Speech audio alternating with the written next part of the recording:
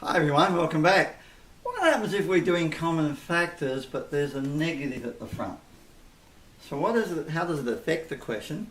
In this case I could swap it around and do the question, but really I want to teach a technique because often that's not of a use. And if I swap this one around, there'll still be negative on the front term and then negative on the back term or the second term. So let's just say we ignored the negative for a moment. And I said, what's in 6, what goes into 6 that goes into 8? Most people will just look at them and say they're both even, so I can put a 2 outside the bracket. There's nothing else to come outside the bracket, it's just the 2. So let's have a look what's going on. If I took the negative out as well, the minus 2 out as well, I've got this question. Minus 2 times what is a negative? So a negative times a negative becomes a positive. I smile because I do it so often. 2 negatives become a positive. So if I had a negative written there, and I still remember doing this at school, if I wrote that as negative 3, negative 2 times negative 3 would be positive 6. And I don't want positive 6. So negative 2 times negative 3 would be positive 6. Not what I want a negative 6. So that one cannot be a negative, it has to be a positive. So if I write it up here, negative 2 times 3, how many negatives are there? There's one lonesome negative and it stays negative. Unless it's got another negative it can match up with, it stays as a negative.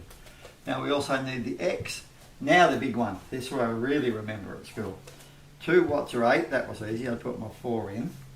And I go a negative times 8, and I would even just write it in. I say, I think it's negative. A negative by a negative is a positive. And then I go, yep, I'm correct.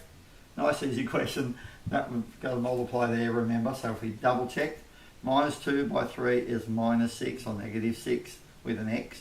Negative 2 by negative 4 is positive 8. So that one's not too bad. Go to this one here. I'm going to take this time the negative out. I'm also going to take out the 5 because 5 goes into this and 5 goes into that. So we're really thinking about our 5 times tables. So there's a 5 there, there's an x there, there's a y there, different letters. I can't take anything else out. Remember what we're doing is changing this sum here, this addition here, that controls these two terms. We're pulling the 5s out to turn it into a multiplication because multiplication is more powerful to use in solving equations and simplifying fractions and doing later on even doing calculus. So the question is, a minus times a what is a minus. If I wrote a minus times a minus, or a negative by a negative is a positive. That can't be a negative. So 5 times 2 is the 10. And I've still got the x there. There's no letters in common. It's just the numbers coming out. Now, I could just write this down. 5, there's the 5. And the y doesn't come out, it stays inside. So we're taking out those. So we're left with the x and the y on the inside, and then we say 5 watts of 10. Now the big question, does a negative multiplied by a negative become a positive? And you go, yeah, it does. So that's the correct answer there. So this one's got a different twist to it because it's got a subtract there.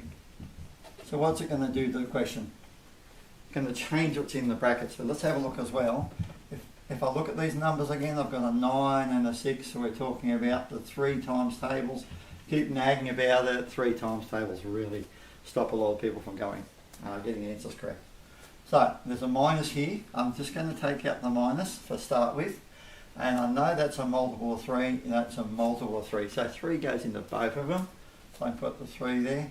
There's an x in this one, and there's an x squared over here. So I can't take out the x squared because I don't have 2 of them. I can only take out 1 of them. And I put the brackets in, and then the big question all the time. A negative times a what would be a negative. So that if I had a negative there, you get a positive, so I can't do that. Let's have a look what it is. 3 3s are 9, and the x is gone. So the x has gone out to the front, so there it is there. And one of these x's will come out to the front as well. So little arrows there sometimes help. I've stopped writing them. Okay, big question. Forget about the negative for a moment. 3 times what is 6, so that's a 2. X times what is x squared, so that's an x. And it's also a y. Now let's say I wasn't sure, I could just put a negative there. So let's check what's going on, or subtract, use them interchangeably. A negative times a negative would be a positive. So that cannot be correct. So if I put a positive there or an addition, a negative times a positive, so a negative times a positive is one negative, and that one negative stays as a negative or as a subtract. So let's check we're right. 3 3s are 9 with a minus. This is how you can think as well. There's one minus. 3 3s are 9x with a 1 minus. Let's do this one. 3 2s are 6. X times x is x squared. And there's the y. 1 minus times a positive is a minus. 1 negative times a positive. One last one. I'm going to go through this one fairly quick. The video's getting too long. There's a minus 5 in here. There's a minus 5 in there. But there's not a 5 in that one there. So I'm not taking out the 5s or the 10s.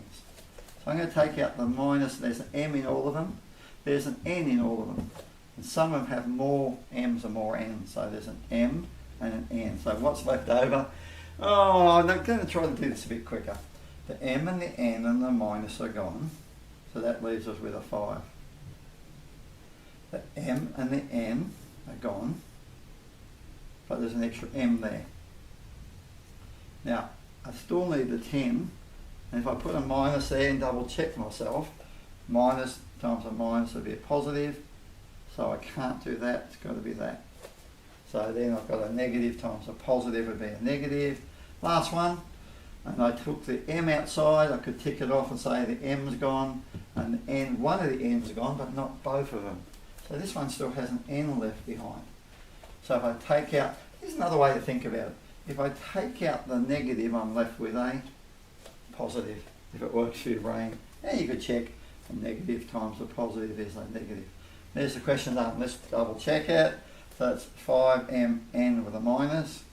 This is 10m squared n with a minus. And this is mn squared with a minus. And my question's done.